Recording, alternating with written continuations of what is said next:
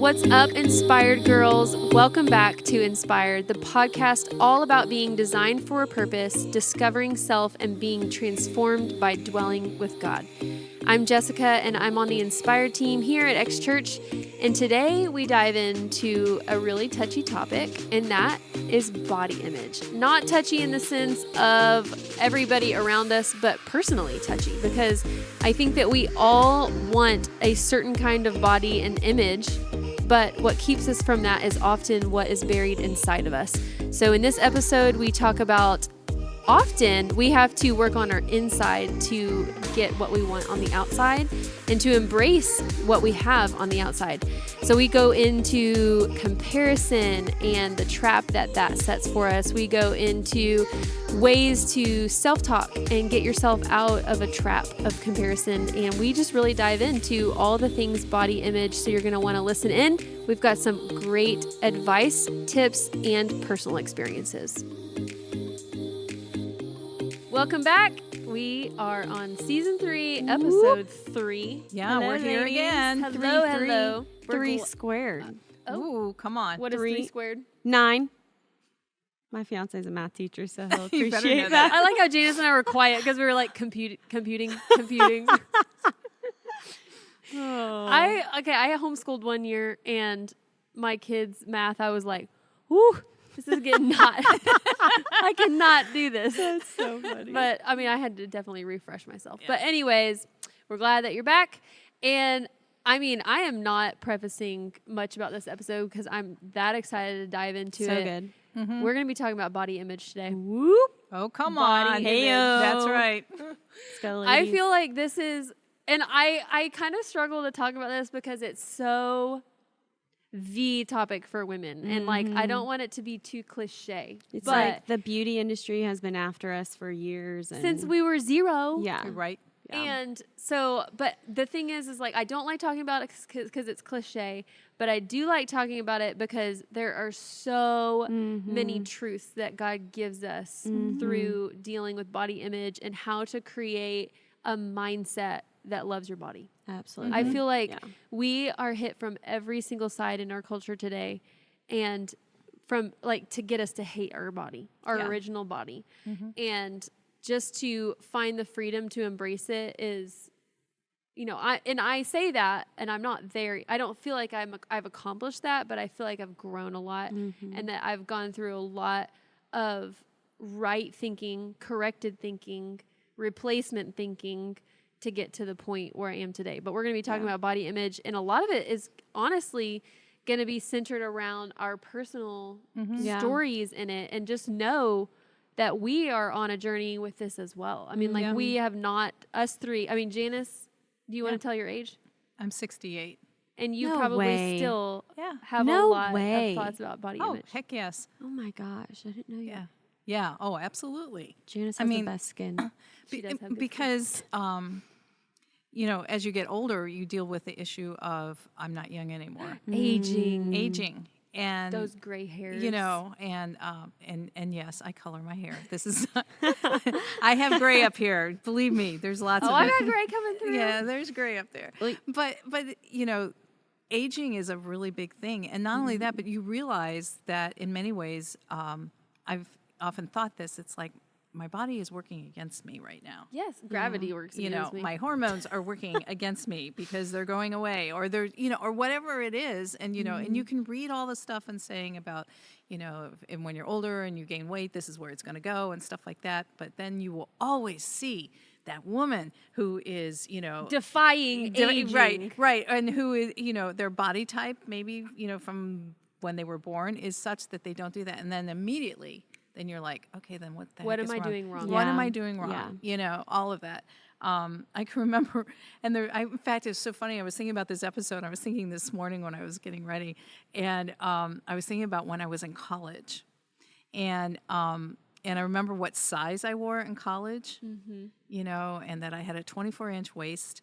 That was before 3 kids. Dang. You know, I had a 24-inch waist, and at that time I I wore a size 7. Now, you got to understand, a size 7 in the early 70s is probably equivalent to what's considered like a size 2 now because sizing has changed. Yeah, it's evolved. Yeah, it's definitely evolved, you know.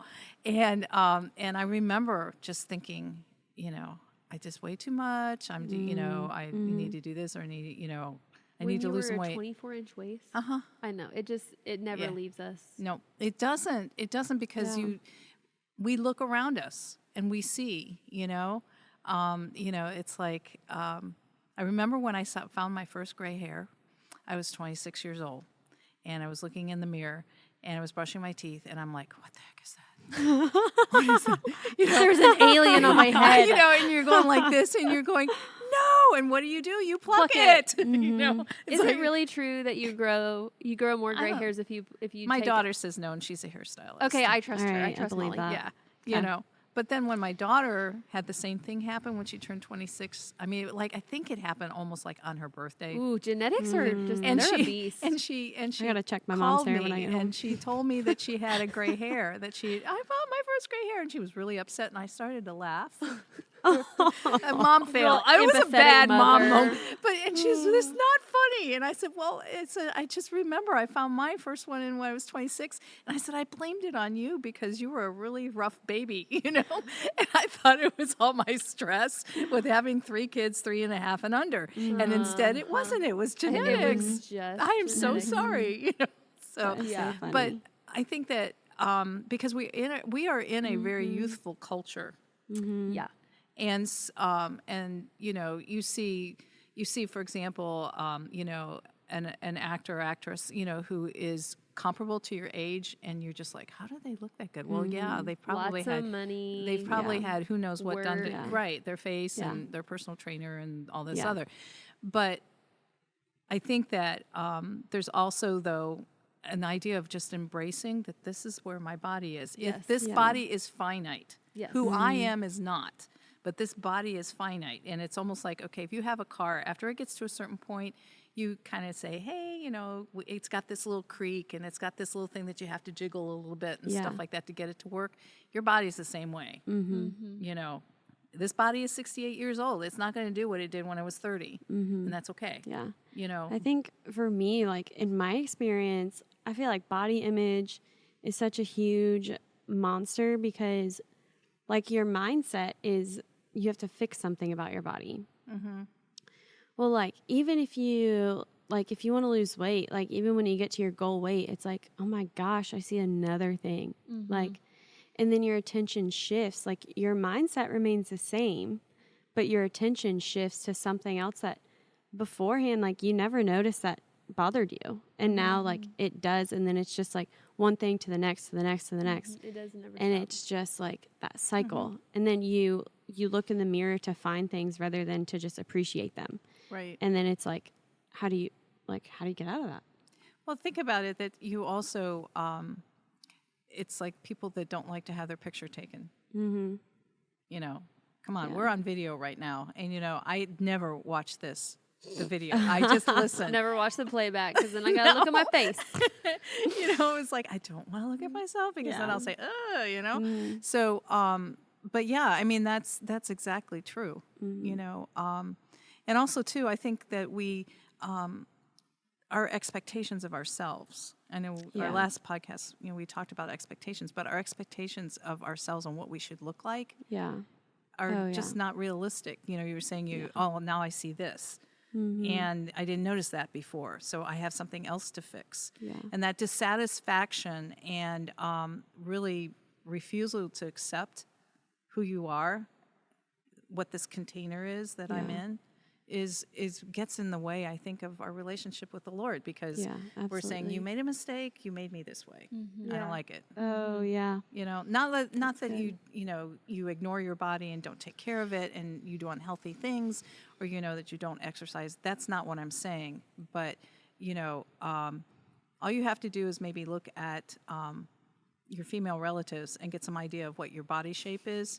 Yep. There you And go. and There's maybe- gonna set your expectations. Right. in the And right maybe where direction. you're headed or however you want Yeah. to put it, you know. That's I mean, wise advice. you know, if you have, you know, if all your female relatives carry their weight around their hips, They You got will birthing carry your hips. weight around You your probably hips. will, you know, and as you get older, it'll be more of a struggle Mm-hmm. because your metabolism changes, and so you don't lose Yeah. weight as easily, and all this other Yeah. stuff. I will say that I feel like as a society, we've made some strides. I mean, like you see commercials now where you have all types of bodies, Yeah. all colors of skin, Yes. all, that's different good. like arrangement of teeth. So I feel like we've made some strides, but and I really hope that we continue to make those strides Yes. because we are raising a generation after us that is still going to be caught in body image prison, and if we don't Yeah. change something right now, then they are going to be paying for the price later.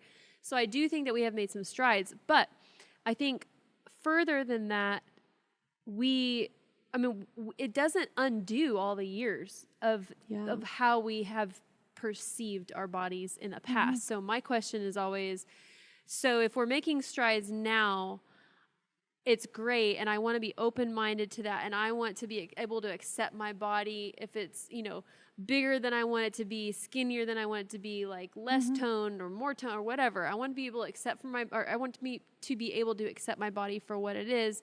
But how do I undo? So if I'm moving forward with a new future ahead of me, I'm learning a lot of grace. I really can't reach those levels of grace for my body or freedom until I've learned to undo some of the lies that I was raised in. Yeah. So what are some, from personal experience with all of us, how have you processed body image, and what has been your journey with body image? Because sure, I've learned a lot about helpful tactics to embrace my body now, but they haven't come without going back and looking at some of the lies that I've probably believed in myself. Yeah. I think that mine started when you guys have probably heard me talk a lot about how I used to work night shift in an ER, and I worked all the time, and I really wanted to be the best at my job. I wanted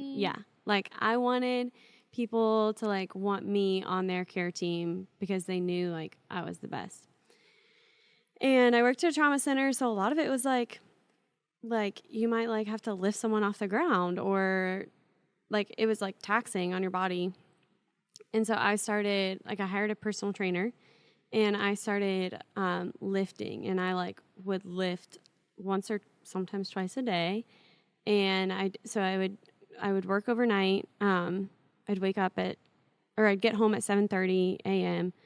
I'd sleep until about 11:30, and then I would go train, and I would get home and I'd eat my first meal, and I'd measure out all my macros, and I would, I'd have to recalibrate my intake with how much I was lifting. And it was that was my entire focus outside of work.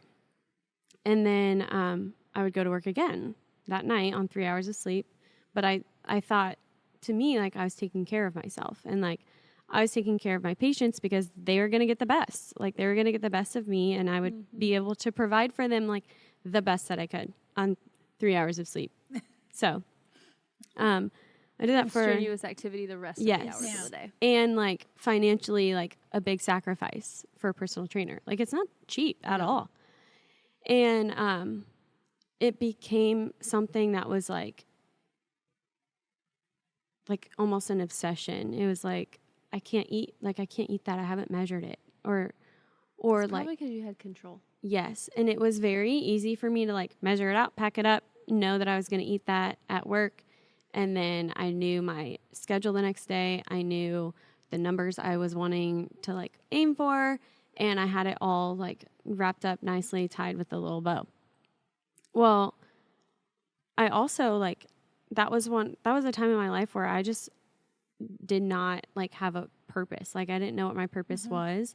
And I think that experience with changing my body became a big part of my purpose. Yeah. And so that void of really not having purpose at all was filled, and I felt I was satisfied with seeing the progress in my body.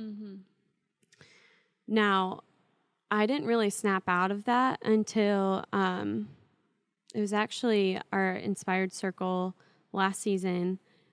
We read In His Image by Jen Wilkin, and you learn about the 10 attributes of God. And I found that none of them were about muscle tone or like God's how, muscular. yeah, like how quick you could lift a patient off of a cot, or like how fast you could run to a level 1 trauma, like, or like what your max heart rate was when you're like running to get blood. Like, literally not, which I wasn't like, you don't expect to see that, but it was like, I have spent so much time focused on these numbers and this performance and this validation and appreciation from other people, and like, that's not even what it's all about.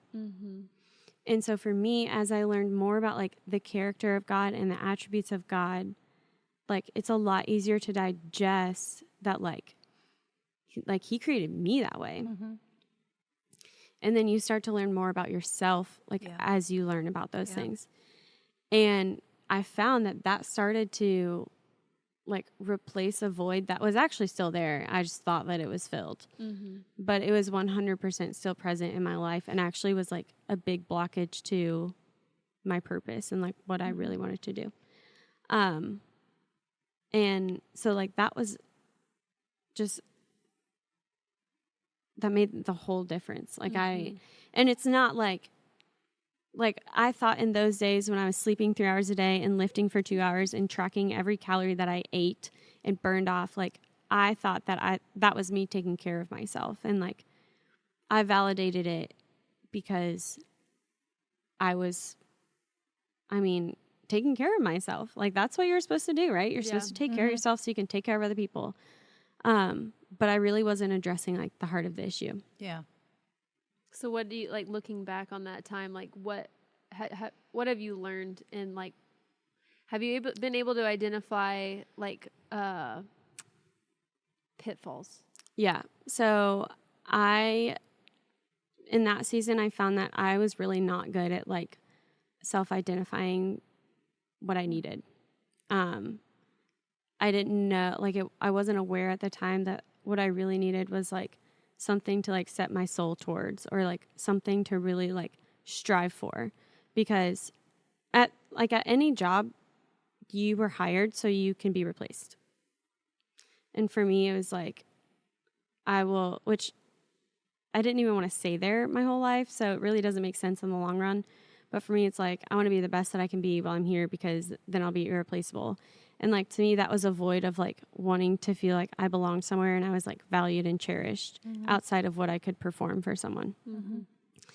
And at the time though, like that was not natural to me at all. And it took a lot of learning about who God was, and a lot of like mentorship from women of this church that were like in the most loving way, just helping me to like set my eyes on what really fed me, which was not macros and iron. Like it was, which is not it's not an excuse to say like you don't have to take care of like the physicality of your body. I feel like that's always the balance. Right. Right. But for me, like what that looks like now is rest when I need it, like nutritious food. I mean, there's a lot that can be said about just like not mindlessly eating, which is something that I would do, but I would compensate for it. And for me, it has just been, what I really needed in that season of my life was like a soul training session. That's good. Not like a body training Yeah. session. That's good. Yeah. That's really good. Yeah. I know I had shared this quote with everybody before we started, and it was something that was, I think it was on the back of one of those daily calendars you have on your desk where you tear it off. And it's a quote from Coco Chanel. Most people are familiar. Coco Chanel. Yeah, with Chanel No. 5, or the perfume, but obviously she was a famous designer. You know, we talk about Chanel jackets and things like that. But this is a quote from her, and she said, "Nature gives you the face you have at 20. Life shapes the face you have at 30. But at 50, you get the face you deserve." And my 5 friends that I have we've known ourselves Some of them were in their 20s, and some of us were in our 30s when we first met. So we've been around and seen all this. And I know that I look at them now, and I mean, and we all look older, you know, but I feel like when I look at their faces, I see their life. Yeah. I see their life. I see the sorrows. I see the joys. I see the accomplishments. I see the failures. I see, and I see Jesus. You know, I mean, I think the thing that has always been in my mind is, you know how we all have that maybe that one thing, makeup, you know, that it's like, I'm not going out of the house without this.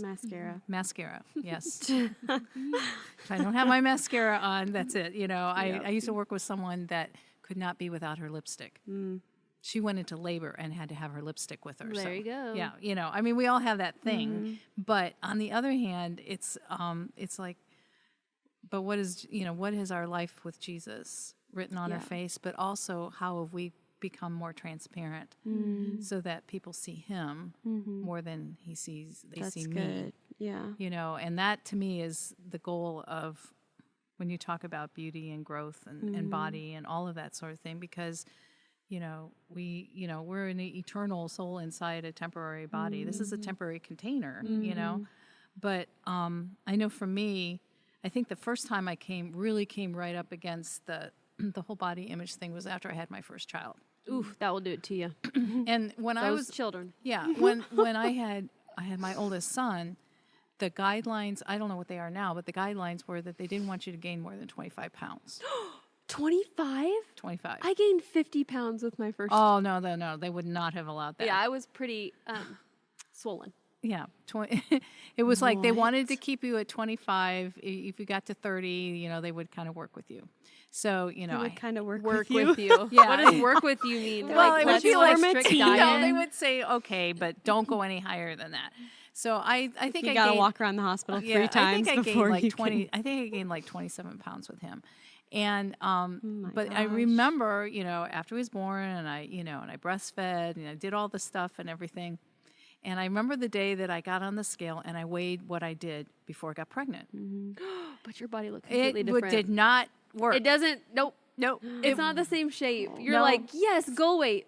But what is all of this? Yes. It's like, why do these jeans not fit? They fit before I got pregnant, you know, and it's like, because everything has been moved around, you know, and I know, you know, the physiology of it, you know, that you have the fat deposit around the abdomen and the hips and all this, just because it's to protect the baby, you know, and it's in your uterus and all this. It's like, okay, he's not there anymore. Can we? I know. It like blows my mind yeah. to think about the fact that like babies like shift around your organs. Oh yeah. Like it. Oh yeah. Like that just mind blown. Well, and here's like a real honest moment, because, you know, after you have your first baby, you always have the really well-meaning people that are saying, like, you look great. And I'm like, I don't look great. Like, I have all this stuff. But, and also, like, you just did a miracle in your body. And I'm like, don't tell me that. I know that's a miracle in my body, but it doesn't look like I want it to. Yep. Don't tell me that. Yes. And a lot of times we're not ready to receive that. But over the years, after having 3 kids, I'm like, oh, I guess it is a miracle. Like 3 of them. I was blessed with this body so I can house these 3 boys. And it really did. It had more meaning as I went along. Yeah. Because I was maturing as I went along. But that first one, it's a rude awakening. Very rude. It's very, very Nobody rude. really I'm prepares terrified. you. No, it's. I would do it all again because of what I've learned about who I am and like my body, and like because my first baby was 10 pounds, and I did not get a C-section. We'll just leave it at that. Yeah, he was 10 pounds big, and from that point it's all different. And then my second 2, I got C-sections. But with my first one, I didn't realize this until I was pregnant with my second one, that I had gotten an umbilical hernia because Jude was so big. And I didn't recognize it until like my belly started going out with Indy, and then like I had like this bubble on my belly button. It was a hernia, like where basically like your muscle tears and like your intestines come through, right? Yeah. muscle, intestines, like that. tissue. Yeah. And so I'm sitting in my OB's office, and she was like, yeah, we can't really fix that until you have this one. So she was like, while we're in for the C-section, I'll just fix it. So I'm like, great, kill two birds with one stone. And I won't have this ugly belly button anymore that I have to hide. And then Indy's born, and so they suture it up or whatever. Well, it comes undone, and I have a hernia again. And so much of that time period in my life was, well, can I also say this, that my upbringing was a part of the purity culture. Like, do you know what I mean when I say that? Yeah, I do. It was a part of the purity culture. Clothe your body from head to toe because you do not want to draw any lustful eyes, right? Right. We've grown leaps and bounds from that culture. We've learned some things that were unhealthy about it. We've learned some things that were good and like the reason why there was that culture. But so my upbringing being like, you have to wear one pieces, you like whatever. And so I have all these thoughts swimming in my head of like, my body's not the same as it was. I've had an umbilical hernia twice. I need to cover up my body. And so I felt like that's what I needed to do. And so much of it affected my inward mind and like what my mind was telling me, and in a really negative way. And it was bad because I was like, my body's not what I want it to be. It's not what it should be. And I have to cover it all up. And so after Indy, I got another hernia surgery when he was 1 year old. And I was like, this is great. Everything's great. And then I got pregnant with Phoenix. And after Phoenix was born, realized that surgery that second surgery was not successful. And now I still have an umbilical hernia. So all that to say, like, I don't like that part of my body. And I even, like, my skin is looser. I mean, I birthed a 10-pound, a 9 point something, and a 9 point something. Yeah. 8 point something. And so my skin is looser, whatever. And for so many years, I just battled, just like, find the perfect swimsuit to cover it all up. Like, nobody wants to see that.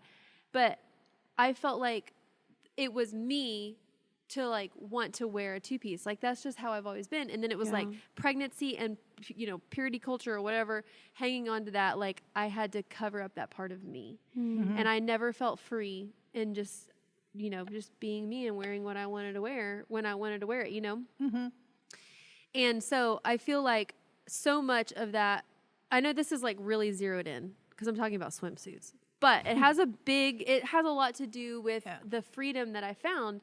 And that one time I'm just like when it's only my family, I'll wear my two-piece because I don't have to worry about anybody else and whatever.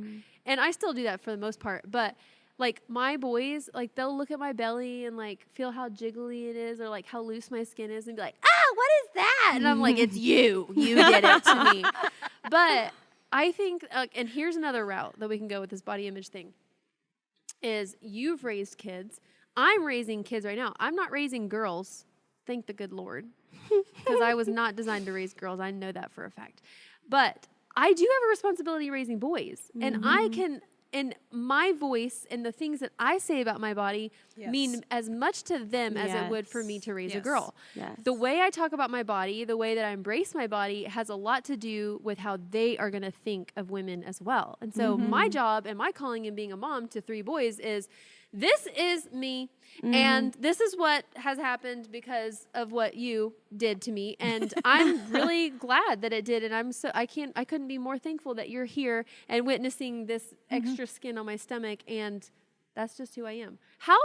And my hope is that it frees them up to just be like, I love the way that she just doesn't try to cover up. that. And that's just her. Right.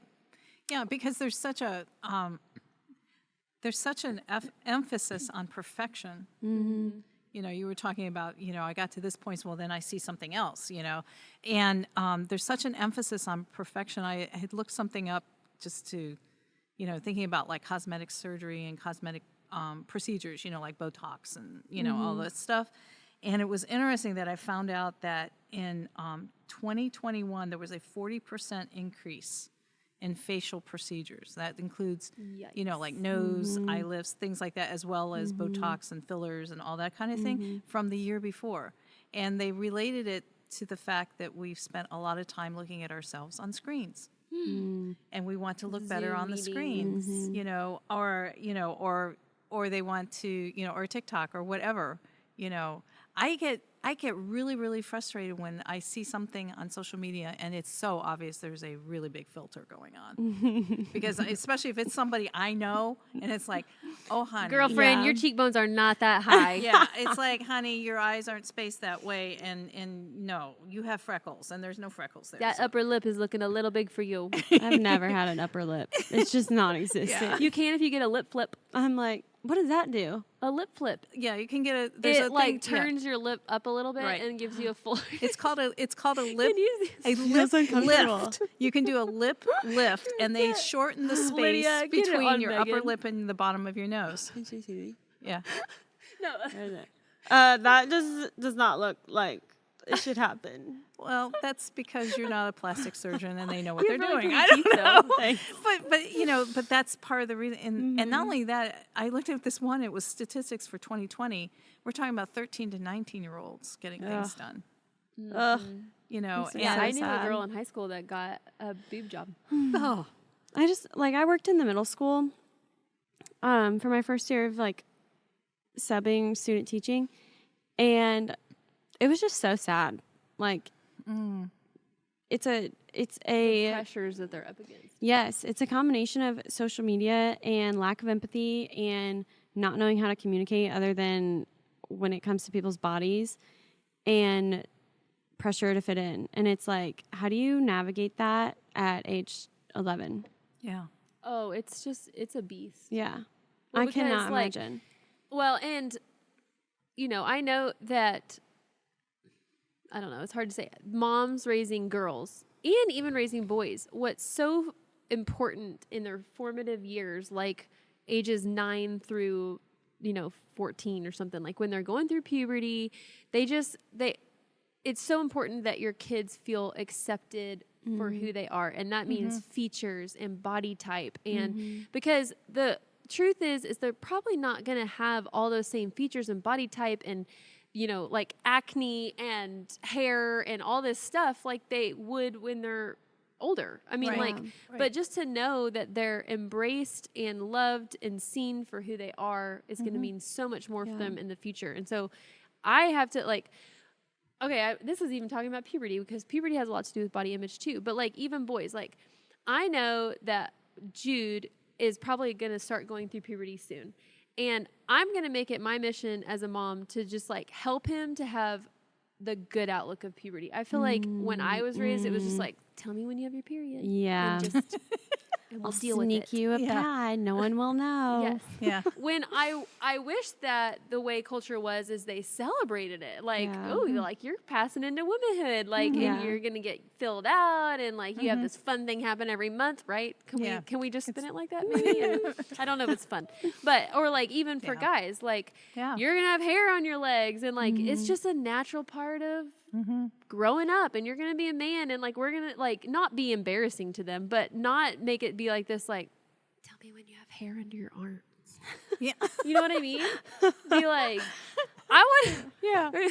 maybe that is crossing the line of being embarrassing, but I'm like, I want to celebrate the armpit hair. Be like, you have hair on your arms now. Let's go get ice cream At Schaffner's. at Schaffner's. Well, That's so for me, my background, I don't have Yeah. kids. I'm almost married 2 days from today, but it's something we've talked about. With, obviously with your future spouse, you want to talk about okay, do you want kids? How many? When? And my fiance is a little bit older. He wants them pretty soon compared to when I want them. And he's like, okay, well, why? I'm like, I just don't want my body. I want my body to be the same. And he's like, but it's not. Because it's not an issue to him. Right. Yeah. And to me, it's to him, he's like, I want to see you be a mom. I know you're going to be an amazing mom. I want to have kids together and experience that with you.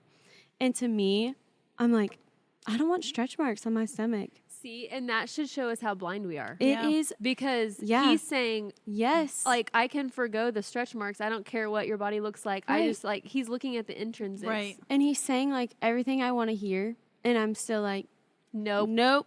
You're wrong. Yeah. I'm like, no, I'm not good with it. I want my body the way it is. Even though, like, I'm still, like, I'm going to have kids eventually. So there's going to be a point where, like, it's not going to be the same. There's no way for me to evade that. But in my mind, it's like, how, and when he said, like, I just want to see you be a mom, I was like, am I really, like, pushing back? Like, we'll know when we're ready. It's something, like, we pray about. It's something that we, like, just ask for guidance on and clarity. And, like, we are very sure that we will know when we're ready.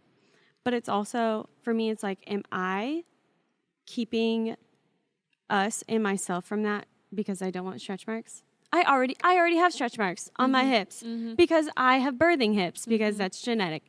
And, like, to me, it's like, oh, but if I get them on my stomach, like, really? Am I, like, when I think about it, it's such, like, a forefront, like, fear. And it keeps me at times from just, like, seeing that as such, like, a huge opportunity and blessing. And it's just so crazy how quick those thoughts can sneak in. Oh, yeah. Because one day I'm like, oh, my gosh, I can't wait to have kids. And then another day I'm like, oh, I never want my body to change. And so it's just like they sneak in so quick and they just take root. And it's like every thought has that film on it. Well, and the weird thing is about body image is most of the times what we're thinking is not what other people are thinking. I mean, like, and that's, I mean, what 100% of other people are thinking. Like, they never, even like my husband, like, what? You have stretch marks? Or like, what? Like, you're really concerned about that? Yeah. Right. And then I'm like, ugh, are you judging me for you're not going to get stretch marks. You're not the one carrying a baby. Stop talking. And then he's like, Don't want to hear from you. Okay, we'll revisit this. I'm like, when I'm ready, we will. I will bring it up. When your body starts changing, which it won't because you have the metabolism of, like, I don't know, a rhinoceros. I feel like they should have really high metabolisms. Rhinoceros? I don't know. A horse? Is that the saying? Metabolism of a horse? His is really high. Metabolism of a... Something. Hummingbird. Oh. Yeah, they flap their wings super fast. Yeah. And I'm like, I'm not blessed with that. Like, I got 2 more good years before I get the switch flipped, and then I have you want me to start popping out babies? Like, my torso is 4 inches tall. Where do you think it's gonna go? But he doesn't care about Where do you think that baby's gonna grow? It's gonna grow out. Yeah, that's true. Which I've already been told, and it's fine. I've accepted it. But he's just like, man, like, where's your head right now? Sometimes he's literally just like, where are you right now? I'm like, I don't really know. I don't know. But just leave me here. We'll come back to this another time, right? Yeah. Well, I was sitting here thinking that, what you said, Jess, about how what we are thinking that everybody else is thinking is probably not what's going on, anyways. And I was thinking about the thought of how we as women could help each other. Yes. Oh, yeah. With this. I mean, how many times have you been someplace, whether it's a meeting or here at church or someplace, and you see someone and, it's like, wow, you have incredible eyelashes, or, or whatever, or you just look so beautiful today. And we think those things, and then we don't say anything. Yes, that's very true. Yeah. And I think they're so pretty. Yeah, it's important, I think, every opportunity we have to say something, whether, it's the girl at the drive-through or, or whoever, just to say something, because our self-talk is not there. Self-talk. I know. If my self-talk, well, probably 5 years ago, if my self-talk made its way to a microphone, it would be really ugly. Yeah, it would be. I mean, there's some mornings I'll get up and, I get ready to, come into work or something, and I have this really big mirror in my bathroom, and I'll look in the mirror, and every once in a while, it's like, you're looking good this morning, girl. You still got it, Yes, and, Janice. It's like you have to say those things to yourself and then just let it sit and not start nitpicking and saying, but, then run out the door before you change your mind. Right. Yeah. Yeah. But when you smile, there's all these little crinklies and, or whatever. And, that's all those things. Yeah. But I think we really could help one another. Yeah. By doing that. Because I think I think in Christian culture, many times Jesus followers, we can get into the whole thing of this doesn't matter at all. It's inner beauty, but it's both. It's inner beauty, but we are in a body. We're looking at ourselves. We're looking at other people in bodies. And so we can't just like divorce ourselves from all those things. It's both. Yeah. And so, when we spend a lot of time focusing on the outside instead of the inside, that's not healthy. But it has to be both. We have to focus on what our inner beauty is, that's referred to in Scripture, but also what is on the outside too. Right. And so that we are saying things to each other. We maybe it's just saying things to ourselves. Yeah. And I think I always get caught in that. Yeah. Too is like, how do I have grace for myself in my mind, but also have like that little fire underneath my butt that's going to get me to the gym and take care of my body. Right. Like I feel like it's always like one or the other. I'm either like really hard on myself and I'll be, doing all these things, dieting, exercise, blah, blah, blah, and then I get caught and I'm just like, why am I even doing this? And then you flip to the other side. You're like, well, I don't care because I'm beautiful inside. Yeah. And then like neglect wearing makeup for 2 weeks and my boys are like, Mom? Are you okay? For me, because I used to, like, to me, it was like intrinsic and extrinsic were like two different things. So you could either focus on like extrinsic and then at some point you could do like some soul work or focus on intrinsic. But for me, as I learned more about like my intrinsic value, which came through just learning about like who created me and why and how, like I found a lot of value in my extrinsic simply because of that intrinsic like shift. And it wasn't like, oh, I couldn't lift like this heavy thing. It's like, oh, like I work in a high paced environment and like I get to help people. And like I was blessed with the thought processing and the quick intuition and like the feet that allow me to do this. Not like, oh, but I could do it better. Like if only I did this. Yeah. that is like the voice that is so crippling is like, but there's always room for improvement. And there is. That's true. It's always true. There's always room for improvement, but it's learning to balance that voice with grace for yourself. Like, I think of like after you have kids, like I have always been a very active person. I've always worked out. I've always played sports. I've always like just I just like staying active. I like being outdoors. I like doing all these activities. And after I had kids, I would like try to jumpstart it too quick. Like 6 weeks to have doctor's clearance. I'm like, I'm going and I'm running a marathon. Or, you know what I mean? And so it was like always one or the other. And I never had this like very nuanced, balanced view of like taking care of my body. And honestly, it took me probably a good 10 years that I always like wanted to jumpstart really quickly. But if my present self could talk to my past self, I would have told myself, give yourself some grace. And this is what I tell moms now that have like little babies.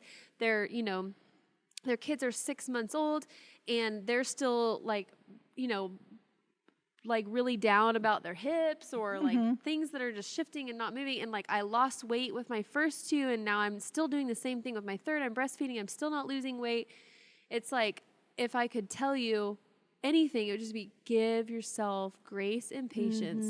And even if you don't bounce back like you did with your others, that doesn't mean that it's wrong or you're doing anything wrong. It just means that your body is going at a pace that only you can handle right now. So like maybe the self-care that you can give is not beating yourself up about not going to the gym or not doing this or not being able to run like you used to. But maybe your self-care now is I'm going to choose to eat a fruit and a vegetable today over a cookie. Yeah. Right. And and it can be as simple as that. That's right. It requires so much grace and so much patience. And I don't think I learned that until later on. But here's also like what you were saying is until I started valuing the intrinsic parts of me and the internal part of me and the inner me, then I was able to balance the exterior really healthily in a healthful way. I had to go through a lot of like what does God think about me? Who does God say I am? Like, how did God create my body? God gave me 3 kids, so I must be designed to take care of 3 kids. And maybe the goal isn't to look skinny and fit. Maybe the goal is to take care of the 3 kids and grow their hearts to love the Lord. And so my interior kept building, and now my youngest is 6 and my oldest is 11, and I have time and I have mental energy and I have physical energy that I didn't when I was breastfeeding and raising toddlers, to now get into the gym every day and eat healthy. But if I were to try to do that after any one of my kids, it's a lost cause. Like, I would have beat myself up so much, and I was beating myself up so much. And if someone would have told me, just be patient, because in 6 years, you'll have the time to stop by the gym. And or you'll, like, in 10 years, you'll have the time to think about eating healthy foods and not shoving your face with anything that you can get your hands on because your kids are stealing all your food. You know what I mean? Yeah. I think too, it's not like, for me, it wasn't like I got to sit down and like learn all these things and I was like ready to go. For me, it was like, I could have heard the same thing yesterday that I need to tell myself today to get the same result. Like it wasn't just like, okay, God loves me intrinsically, so I love me intrinsically, and then like I'm set. It was, yesterday something really bothered me that today it might not. And it's just like the constant cycle of grace and just reminding myself of like who I was created by and why. Because it was a lot, and it's still like a work in progress. Like, I don't know that it'll ever be accomplished. Like, there will always be like sneaky thoughts that are like, well, like I'd look better in my wedding dress if like this, or like, and it's like, but I'm getting married to like the love of my life that God like intentionally placed in my path. So that should be like focus. Right. Yeah, I know. I was thinking, one of the things I do at the beginning of every year is I do a vision poster, and one of the sections is always something where I'm putting things on there that represent me, and it's both external as well as internal, what it all, and then and my relationship with the Lord and things like that. And it's really interesting because basically I take like a magazine and things like that and find pictures or words or whatever, and you've seen it. It's in my sewing room. Yeah. And I find that when I start doing that, because I approach it prayerfully of just saying, oh, I never thought about that, and realizing that it's really the Lord speaking truths to me to remind me, of who I am as a woman, who I am as His daughter, who I am as, a servant, as any of those things. And realizing that you're the whole package, you're not just the outer part, you're not just the inner part, it's a whole package. And He's going to use it all. He's going to use it all. That's good. Yeah.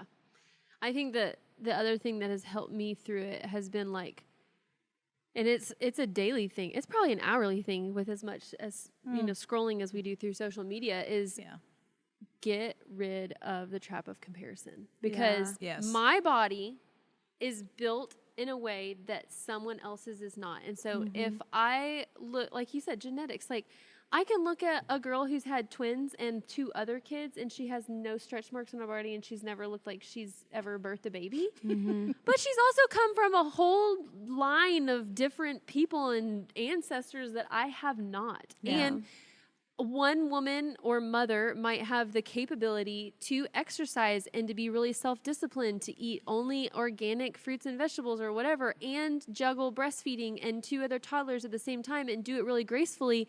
And that's really great for her, but I can't do that. Right. Yeah. And so why in the world would I put those stipulations on me to do that if I'm a completely different human? I have a completely different family system. I operate differently. I have a different mind. I mean, like, we just do that so often as we put ourselves in comparison traps. And so over the years, I've had to tell myself, no, I'm not going there. I'm not going to compare what I look like or how I do what I do to this person, because they look like they can handle so much more. They probably can, because God's given them different strengths and abilities than He has you. Yeah, absolutely. And that's okay. Yeah. It's really okay.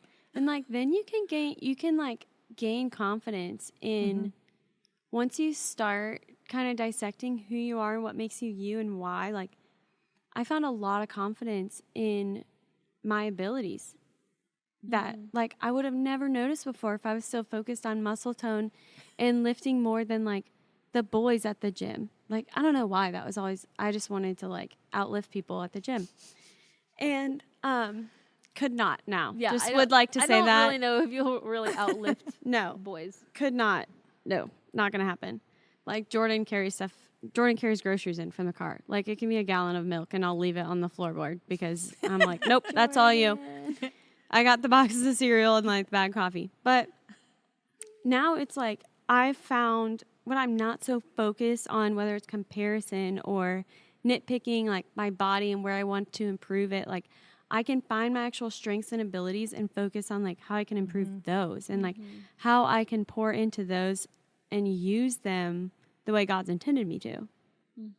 And that has brought with it purpose and appreciation and, like, excitement and energy. Like, I have energy now, even though I feel like I'm expending more of it. And it's just... Well, because you've tapped into the real part of you. Right. And there's a lot more there than we think there is. And we get robbed of it because we spend a lot of time trying to do something different that we're not cut out and designed to do. Yeah. And so we end up with tons of guilt. We end up with lots of guilt because we look at the next person and think, I should be able to do that. And maybe you're not. Maybe you weren't designed to be able to do that. And that's fine. And so I think so much of it has to do with grace for yourself, but also grace for everybody else. Like, I mean, I hate saying the phrase "you do you," but really, you do you. I mean, like, I'm not like you, and that's okay. Yeah. Yeah. And don't compare yourself to yourself in the past. Like, oh, I don't have that muscle tone anymore. Or I don't, I'm not that size anymore. Right. Or, whatever it is. I've got gray hair. I didn't have gray hair then. Whatever. Those don't do that either. That's really, really counterproductive and really instead of saying, but you know what?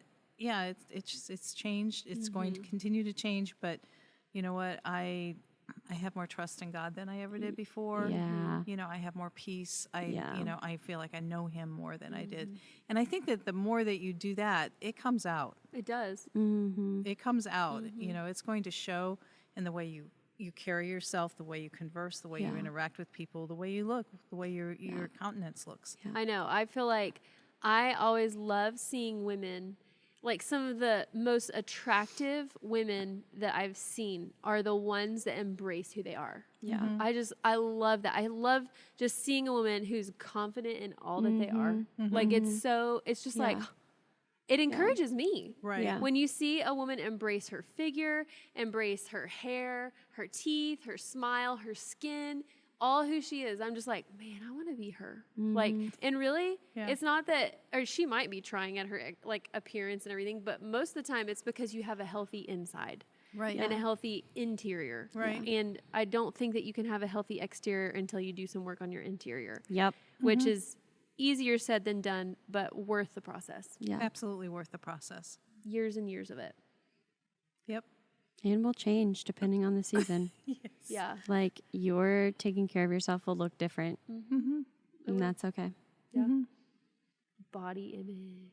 So good. Crazy. Yeah, come on. This is a good conversation. I could go on. I don't know. I just feel like we're not even, like, recording anything right now. we're just having I'm a like, big when's our therapy lunch session. going to be, like, set on the table? Yeah. We'll just keep talking all day. Yeah, Yeah. no. Well, I just want to say that you both are looking beautiful today. Oh, same, Janice, you're glowing. So, Yeah, encourage one another. Yeah. Definitely. absolutely. There's no better way to build community than that. And there's no better way to tear it down than comparison. So, There you go. Both ends of the spectrum. Yep. Well, we're glad that you joined us today. And we want you, if you have any ideas of things that you want to hear us talk about, or issues that you've kind of been wrestling with in your mind, or things that you're wondering, how does this work? How does this play into life? What does God think about this? Be sure to email. Our email is inspired@thex.church, and we'll talk about it. I mean, we're up for anything. We're game. So, anyways, come back next week and hear another exciting episode of Inspired Podcast. we'll see you then. Bye. Thanks so much for listening. Our hope is that everyone who hears these episodes, near or far, would know that the invitation at our table is always open. You might not be sitting at this table, but our desire is that you would join in on these conversations. So if you were inspired by today's talks, send us an email at inspired@thex.church. We'd love to hear your thoughts, stories, and questions. And as always, don't forget to rate and review wherever you listen to podcasts.